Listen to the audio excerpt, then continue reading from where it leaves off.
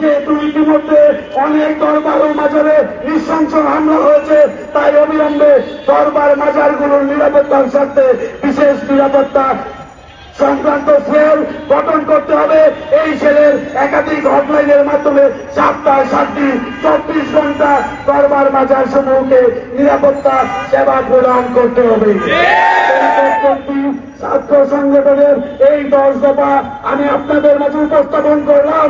আমি সাংবাদিক ভাইদেরকে অনুরোধ জানাবো, আপনারা সঠিক প্রচার করে জানিয়ে দিবেন এই বর্তমান অন্তর্বর্তীকালের প্রশাসন প্রধান উপদেষ্টা ডক্টর মোহাম্মদ ইউনূস এবং ধর্মীয় উপদেষ্টা স্বরাষ্ট্র উপদেষ্টাকে, তারা যদি আমাদের এই দফাগুলো বাস্তবায়ন না করে আমরা আবার আসবো ও কঠিন রূপ নিয়ে, যেই রূপে পরীক্ষাপন্থীরা হবে নিরাপদ, নিশ্চিত ইনশাআল্লাহ পরীক্ষাপন্থীদের জয় হবে ইনশাআল্লাহ।